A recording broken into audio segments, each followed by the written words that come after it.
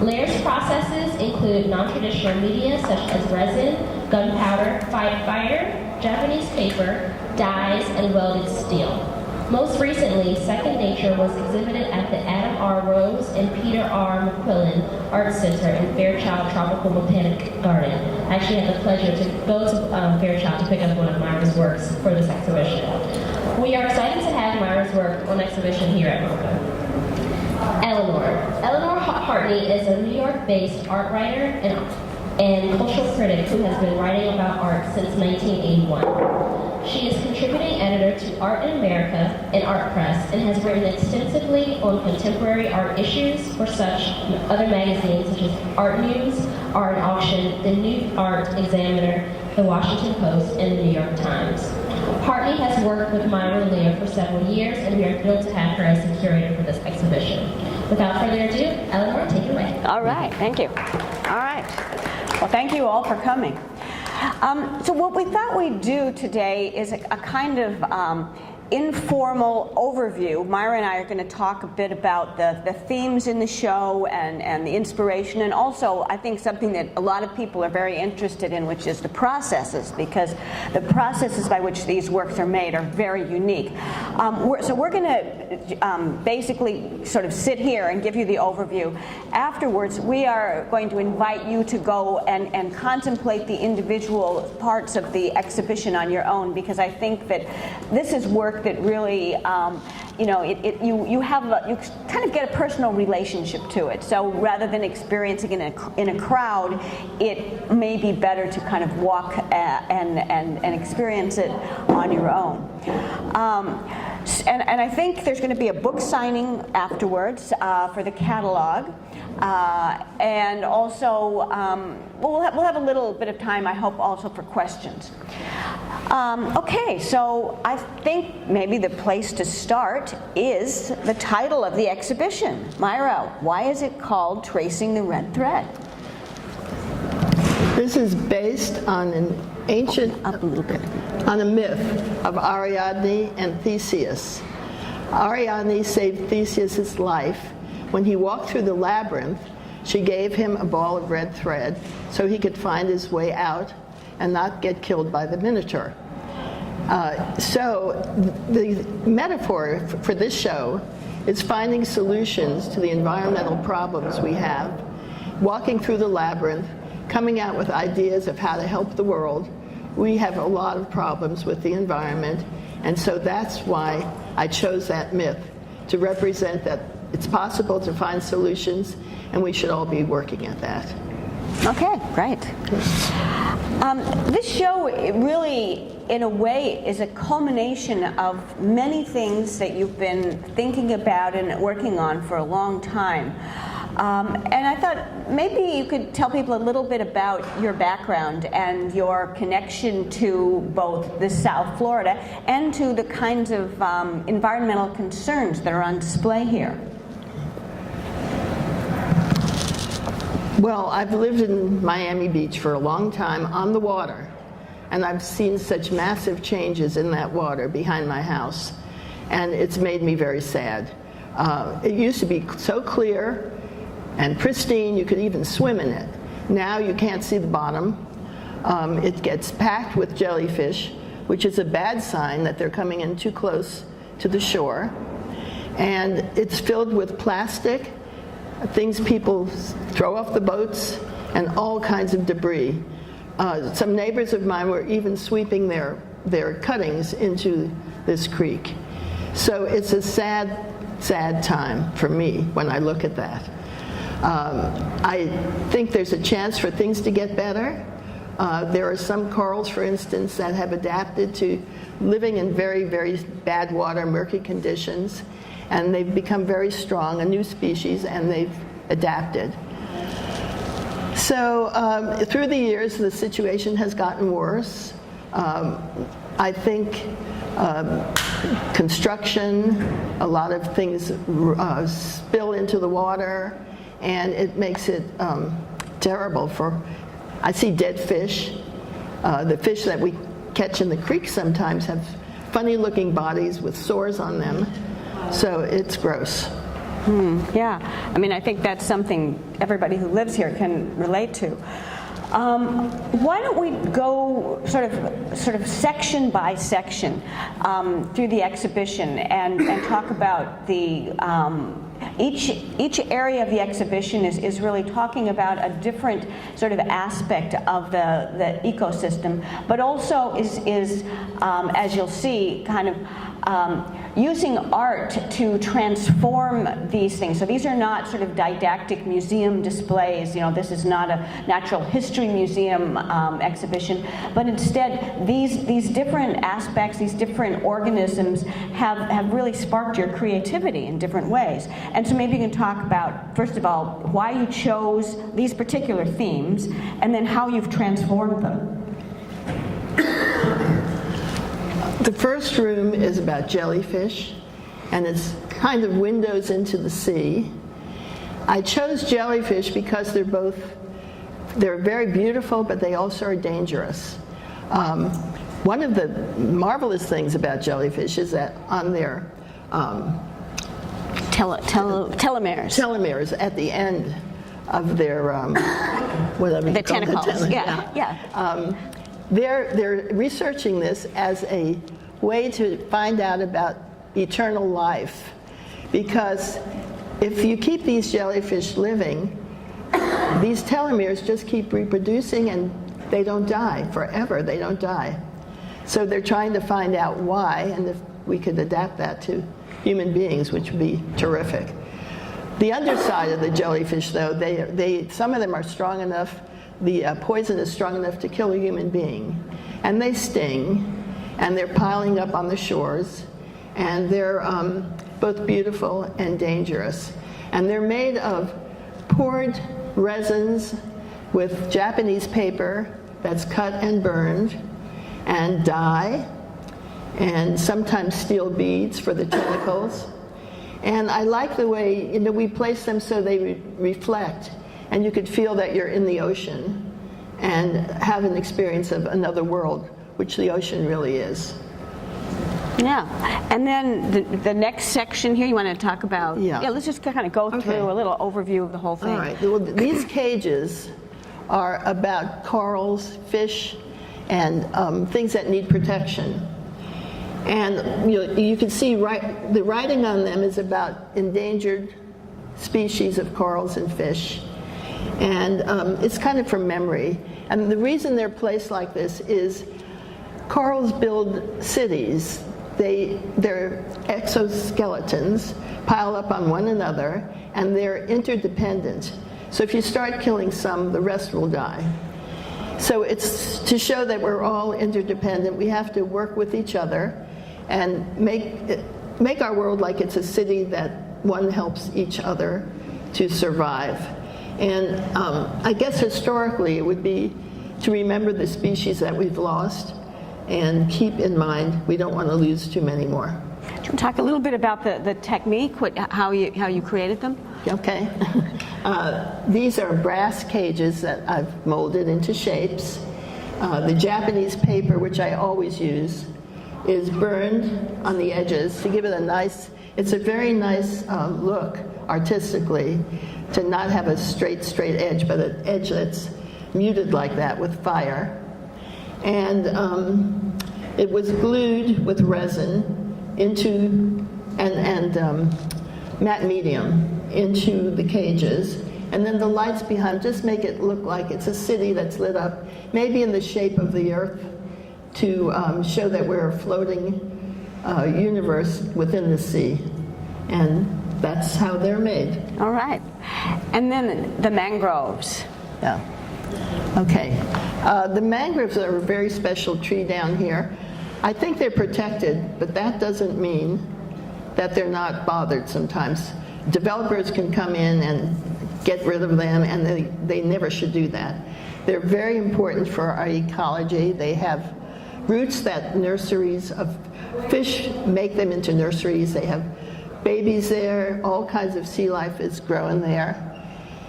And they protect the shores. They build the earth. The earth can come within their roots and pile up and make more earth. And they protect us from storms. And they're beautiful. They're magical. And I think they offer, they'll only grow in brackish water in certain climates. And that's our treasure, to keep these. So I put the labyrinth within these trees to remind us of the journey that we have to find to keep all of this vegetation intact and not lose any more, and to respect it. So if you walk the labyrinth, all good luck and fortune will come to you. And again, you want to talk a little bit about how they're made, because it's kind of an amazing process. These mangroves are made from marine rope, which is ecologically sound, and they're stuffed in an armature of welded steel, so they won't come down, and they will live outside. These sculptures are made for the outside. And I've burned them. We burn them, we paint them, and we put resin on some of it to keep it very good for outdoor sculptures. And I think that the cages hanging from them, I think artistically they offer a nice view of what can go on in the mangrove swamp, because they offer colors, tropical colors, and create a beautiful plant life feeling about what grows within the mangroves. And they are separate. They're attached to the mangroves. What else? That's and yeah, because I want to come back to a couple of those things. But let's go now to the very last room. Something. Oh. The mangroves all have all of that shading and speckling you see on there is done with gunpowder, which is a favorite thing of mine to use. And you have to be careful it doesn't go too far, because you can burn up a whole painting. And my neighbors think I'm nuts, because I do this outside. I put the gunpowder on and then light a match, and they see these great clouds of smoke coming up from my house. And they think they're living with a... Who is this crazy person? Right. So all of them have gunpowder on them, and you can't get that look with anything else but gunpowder, because it creates a beautiful speckled effect, and it reflects within the silver emulsion that I paint first on the panels.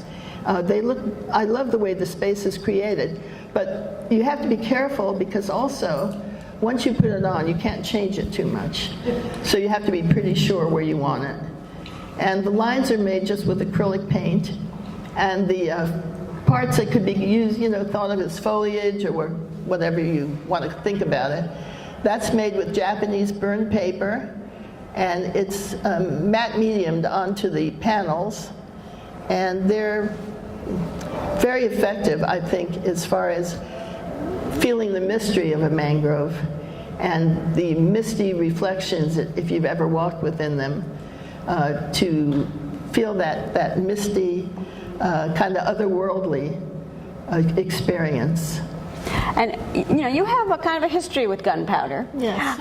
You've been using it on your paintings for quite some time. Right. Yeah, you want to talk about how did you come to that as a material? Okay. There's a Chinese artist who uses gunpowder a lot, and I saw his work at the Guggenheim many, many years ago.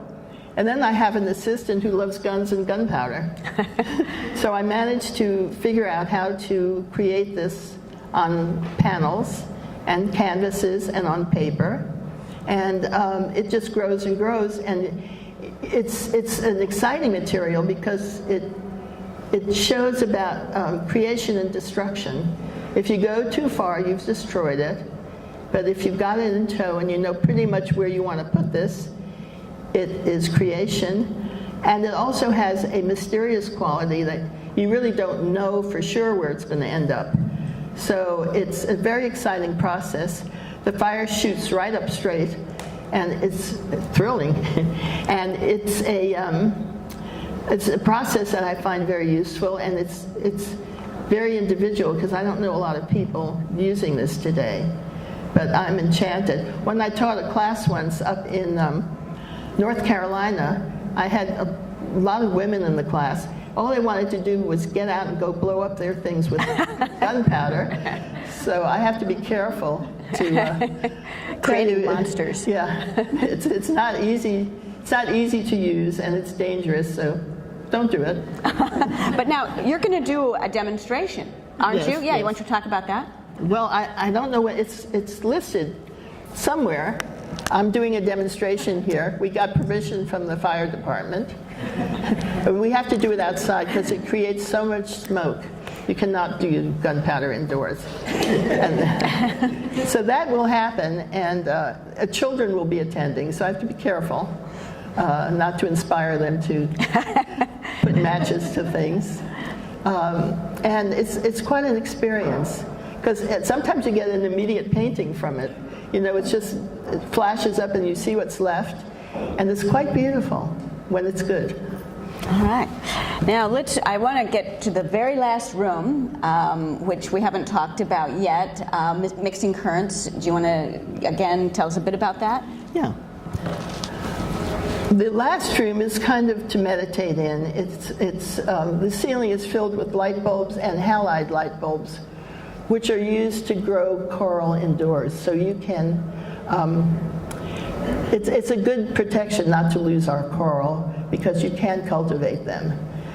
So you'll see a variety of bulbs up there, but the long ones that are metal are called halide bulbs, and they are very effective in aquaculture, regrowing corals.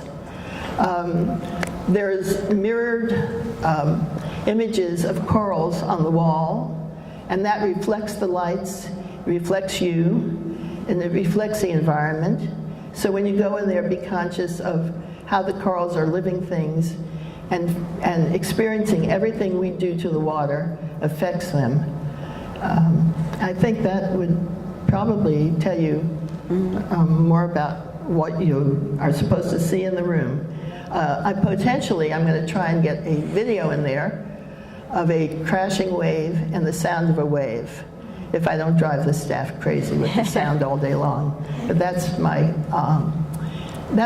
goal now, is to put in the video. So you have to come back to see that. That's right, and to see the explosions. Yeah. So now the paintings, we have the paintings on the walls, these panels, and they relate in a lot of ways. Well, first of all, they're kind of a link between this work and the work that you have done previously, but they also, I think, reiterate a lot of the themes that you see in these more three-dimensional works. Do you want to talk about how the paintings relate? Well, when I was given the gift of doing this show, 23,000 square feet, I was thinking, what am I going to do to fill up this space? So I thought immediately of making the big mangroves, and then the paintings come along with it, because I started out as a painter. And so it's all one theme, really. It's about climate change, it's about the environment, it's about finding a solution to what we can do to help the earth.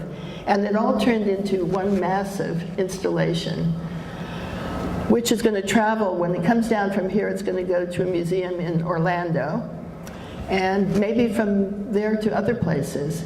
So I think there's a message that I'm trying to get across, to be aware of the beauty of nature and the future of our planet, and to preserve things for the kids so we don't destroy what we have.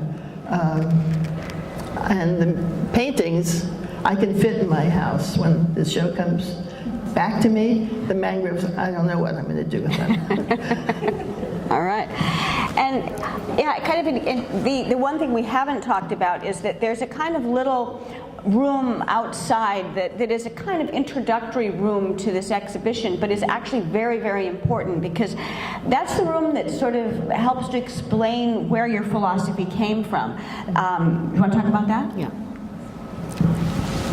In 1969, I had the great opportunity of working with Buckminster Fuller. Some people who are too young don't remember him.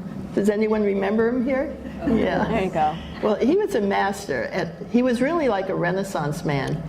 He knew so much. He was a mathematician, an astronomer, a futurist, an inventor, And he was the inventor, really, of the geodesic dome. It's a dome they use. Ray domes are geodesics. This aquarium is a geodesic. It's a structure that will harbor many, many, many people at a very low cost. And the message, I worked on a project with him called The World Game. And the World Game was about making the world work for everybody. And it was the opposite of a war game where one side loses and one side wins. Everybody is a winner in the world game. And it came to a conclusion that we had to do more with less and show people that there's enough to go around and that they don't have to be greedy and fight for everything. They can relax a little bit, because if we use our resources efficiently, we can make everything for all humankind to be successful on the planet. So he really influenced me, and I learned that human beings are our greatest resource. They're capable of so much, and they're born, he said, we're all born as geniuses, but we get de-geniused as we get older. So he really inspired me, and all of my work then became more about nature and about protecting nature and trying to make the planet successful for all mankind. Right, yeah. And what you see in the room are pages from a book that you made. Maybe you want to talk about that a little bit. I was invited to show a book in the bookshelf, and I didn't know what am I going to write about and make paintings about. So immediately I thought of Bucky Fuller and the experiences I had in his World Game. I worked with 26 other people, and we were all selected to be generalists, not specialists, because he thought if you have a general idea, it's so much more effective to help everything than the specific idea. In fact, he said in the Egyptian time, the priests and the pharaohs had a general idea. It was the people who were below them that were specialists. So this book has pages of experiences, words of wisdom, actually, like you can do more with less. The scarcity syndrome is something we have to get rid of. There is no up and down in the universe. We go out into space and we come back into the Earth. It's not up and down. And it just tells you about how dynamic the universe is. And all of the pictures in that room are from the book, which was kind of a culmination of my experiences with Bucky, writing down ideas that other people could see. And there are 3 copies of the book. One is in a rare book collection at Vassar College, where I went. And one was in a gallery, and one is in my house. And that's all I have of the books. But I think you'll enjoy looking at them and maybe reliving what went on in that workshop, which was fabulous. And that kind of leads me to the next thing I think we should talk about is how Mira Lehr became Mira Lehr. Oh, gee. I mean, you grew up here, but then in a way you had to go away to come back. And do you want to tell people a little bit about your journey that brought you, away and then back to this area as an artist? Yeah. Well, I left at age 15. I wasn't thrilled down here. I really liked more experiences I could get up north. And I went to a boarding school, and then I went on to college. I went to Vassar, and when I finished there, I got married, and I had a long, long journey as a mother, a female artist in a society that didn't recognize female artists then, especially if you lived out of New York City, and especially if you were a mother and a wife, and you painted. They considered you a dilettante. So for years, I worked pretty much with a group of people I put together to make, I think it was one of the first female co-op galleries in the Southeast. So we would show our work there. We had a place to show. And eventually, things got better outside. I had a first solo show at a gallery in Boca Raton, and it sold out. I was just shocked that people were going to buy my work and buy all of it. So from then on, I had gallery invitations, and the work got out more and more. And then eventually, I branched into other media, and I showed in sculpture shows and painting shows, and then I got offered big shows at Vizcaya and at Fairchild Gardens, the Bass Museum. This one is the biggest of all, and who knows? Hey, that's right. The sky is the limit. Well, this might be a good place to open it up to questions from the audience. So anything you would like to ask Myra about the exhibition, or maybe even about kind of her life as an artist and how, how she has evolved? Anything? Yes. What artists have inspired you? Oh, that's good. Good question. Repeat the question. What artists have inspired me? I love all good artists. I really appreciate their efforts. I love what they've done. My favorite artist is Matisse. I love his work because it's beautiful and well done and especially perfect. I love him. I love Picasso too, but he's more intellectual and I don't relate to him as much as I do to Matisse. Contemporary artists, I like El Anatsui, if you know his work.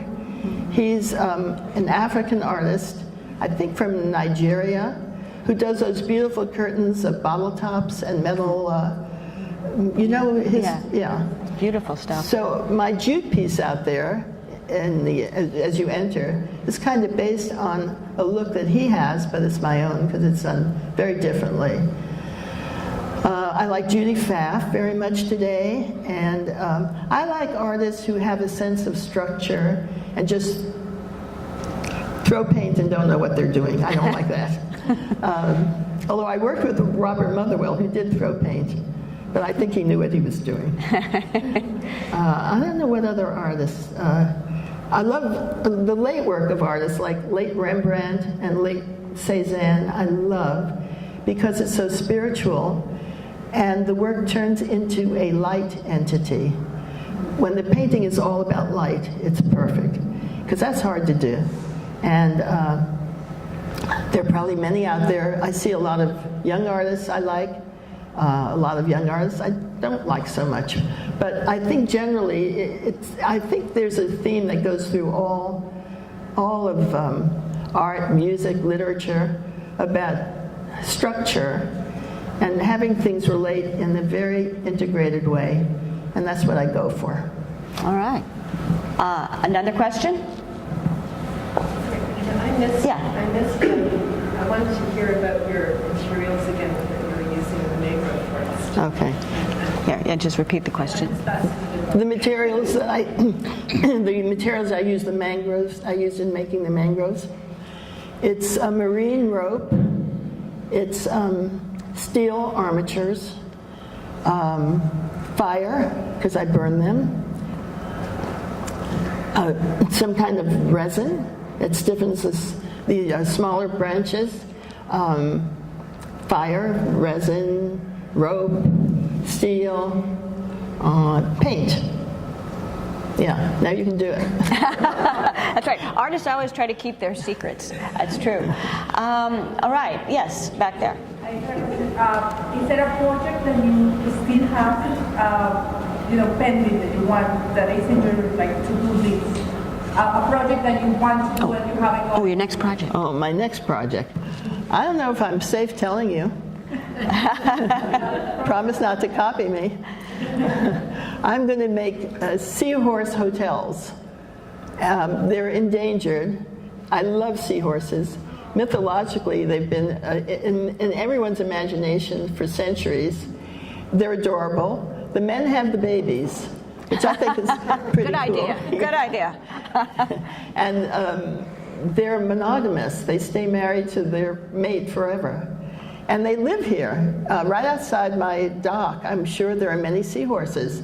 So it's available And I'm going to submerge some cages with the seahorse hotels, which I'm going to make kind of like the Buckminster Fuller domes, for them to attach their little prehensile tails to, and not let the predators come in and get them.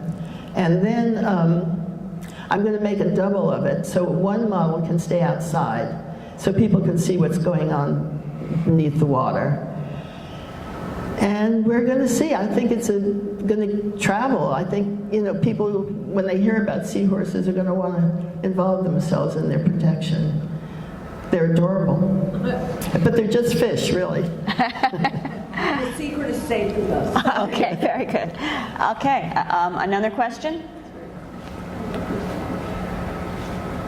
Well, while people are thinking of questions, one of the things you and I have actually talked about a lot is this kind of the issue of beauty, and you know, that there, you know, sometimes in the contemporary art world there is a sense that beauty, that you shouldn't make your work too beautiful. There's a kind of resistance to the notion of beauty, that somehow, you know, it's not truthful or authentic enough if it's not beautiful.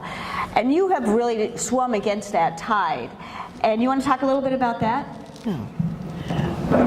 I don't really think work has to be beautiful in the classic sense of beauty. I just like to make work that looks beautiful. But beyond it, there's a deeper part that is really what I make the work about. It's that spatial feeling I told you about that Matisse has, that great music, art, literature has, and it's an integration of the parts. So my beauty comes from that, and sometimes, you know, it's just the way I work. It's my mark. It's not something I'm trying to force on myself. I have a very Japanese mark that I make. That I've never been to Japan. I don't know anything about how they make their marks, but that's kind of it comes from inside. And I've had to struggle with the beauty issue, because if people don't see beyond the exterior and don't realize what I'm trying to do, a comment can be too beautiful. Hans Hofmann he's one of the artists I love. And his comment sometimes to his students was too beautiful, but he didn't mean it shouldn't be good to look at. He meant it was superficial, and it was on the surface, and it didn't have the space that is really good to have in a painting. So I'm not that kind of beautiful. I'm a different kind of beautiful. All right, yes. That's actually a great quote. Another question. Yeah. Yes, I am very a little bit impressed about your philosophy, because it's something that touches all of us, and it's very good as an artist. You're going with the mission of an artist, and it's to communicate. It's easier for you to communicate to many people. And I was curious, and I agree absolutely what you say, but I was curious, looking at your coral, are these corals, or what are they? These cages? Yeah. And your question? Yeah. Scriptures. Ah, the writing. The writing, yeah. The writings. I had a good writer write those. And explain us, the meaning of it, and why do you? Well, they're naming species of fish and corals. Most of them have disappeared or are endangered. Some are still with us. So it's a memory of preserving what we have, don't lose any more, and be aware that all these systems work together.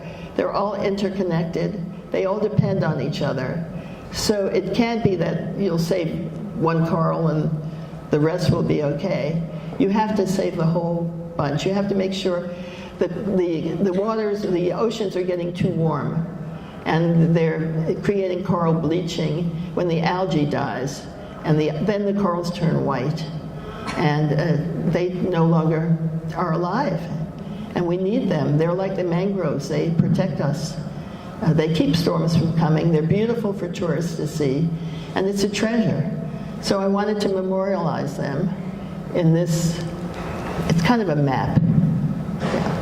Yeah. And it's interesting what you say too, that the notion that you can't just save one, you have to save them all. Because the other thing I think for me that the coral, and as you have said, they're a metaphor for us, for humankind as well, you know, and this goes back to Buckminster Fuller as well, that, you know, we can't just try to save, you know, to try to save yourself and let the rest of, you know, mankind go. In the end, it's going to be a failing proposition. That this is really about kind of reminding us, I think, that we are really all in this together. Right.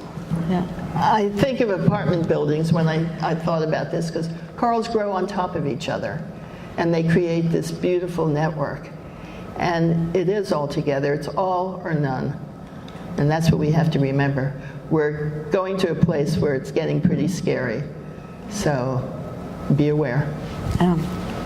Another question? Yeah. Yes, first of all, I'm super amazed about your result with a variety of techniques, which impressed me. In your way of beautiful, it's beautiful. So I want to know a little bit more about your creative process. Did you stay for a long time in one medium, in dimension, 3 dimension? You jump from what you let the material flow to you, or you research a material with your concept of... Yeah. Okay, let's just repeat the question. So this is about the creative process, a question about the creative process. And the selection of the medium, you know. Yeah, that's a good question, because I spent probably 20 years doing terrible paintings that were not terrible in the sense of space and structure, but I kept working on them and working on them and working on them and working on them. And one painting could be so heavily encrusted, it was disgusting, really. And I kept, because I wanted them to be perfect, and the way to make them perfect, I thought, was keep working on them. That was not the right solution. So and when I branched out and I started to use new materials, I wasn't in that habit of doing work that way. So I had to invent new ways to work, and it freed me. And then the Hoffman principles, which had been very much embedded in my mind, they relaxed a little bit, because I already had the idea of what I was looking for, but I found new ways of going there, and it changed everything for me. And so now if I find a new medium that I find interesting, it always changes the work in some way, and it's very exciting. The night before I start working on that, I can't sleep. It's thrilling, and then you go the course. Some people can stay, like Albers, you know, stayed with the same medium and the same look for his whole life, and he was excited all the time by it. When you lose the enthusiasm and the excitement, you shouldn't force yourself to keep doing it. And that's why I think the work is fresh and new. And these mangrove paintings are new. They just came upon them before I started working on them for the show, and it's a completely new process. You know, I use the same materials. In some cases, I added new things. The silver emulsion was new. So you just never know. And then you can steal from other artists. I think Picasso said, some people, what is it? Some artists steal. There's something about stealing. That stealing is good. Stealing is good. Yeah, I can't remember how it went either. Yeah, it was like, some people borrow. Oh yeah, artists steal. Artists steal. There you go. Yeah. That's it. Yeah. Myra, they say that it's good to steal but pay back on the debt, to go a little bit further. You know, it's all right to steal, but you should put some of yourself. Some interest. The other thing I want to say about the series, which I just got it, it's wonderful. You know, if you're dealing with galleries or with private collectors, and this is a market thing, they want you to do what you did before that they like. They're fearful of you treading into new territory. And if you do series like you do or I do, you're excited. And you're not really doing anything for sales or for the market or for anybody. You're doing it because you're exploring a new idea and a new medium, and it's quite thrilling. Yeah. Well, the main thing is you have to be true to yourself. You can't fake it, because it won't take you far, it won't make you happy. You may get some shows out of it, but it's not really what the search is about. So it's the greatest gift to be able to create from your own experiences, your own self, and it keeps me going. I'll tell you, it's the most amazing thing. When the work is going poorly, it's not so amazing. But you work through it, and that's a sign of, I think it's character that pulls you through. Because there are times when you're working, when nobody is looking at your work, when you don't know if it's any good, when you don't know if it'll ever be recognized. And it's a time you just have to be strong and go through, or else you shouldn't be an artist. All right. More? Yeah. Oh, sorry. Very interesting work, and I'm enjoying looking at it. And one of the things I struggle with in my own practice, and especially in dealing with environmental issues, is the use of materials that are kind of the cause of climate change for the work. Yeah, Right? Yeah. It's true. Yeah. You know, I'm wondering about that, the glass, the fiberglass, resin materials. It's true. The question is about the environmental, I guess, impact of the actual materials that you use. Yeah.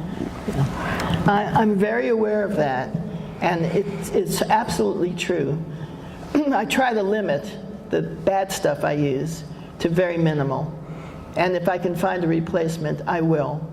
The gunpowder is not toxic to anything. The paint I'm using is not. The problem is the resins. They're toxic. So I'm gearing away from that a bit. The mangroves have very, very little resin on them. Of course, the jellyfish that's made of resin. And so I'm probably going to do something else with it. I'm not fond of using it, and it's toxic to the human beings using it. So it's a bad material. I apologize. I guess I'm asking for all of us involved in this environment. Well, you have to have, you know, for yourself, you have to have a really good exhaust system. Right.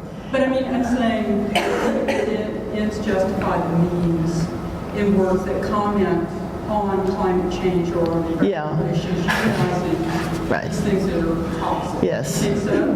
I do. I'm getting a little bit less involved in using bad stuff. And I do think that if you make something beautiful and really meaningful, it's okay a little bit. But for the most part, no. No, I'm trying not to do that. So you have to get the jellyfish while they're still available.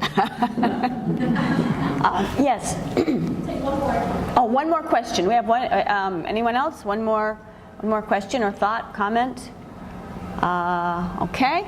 Well, then I think this is a good place to wrap it up. And now, as I said, please look at the show, but also Myra will be signing catalogs over in the entryway. So thank you all for coming.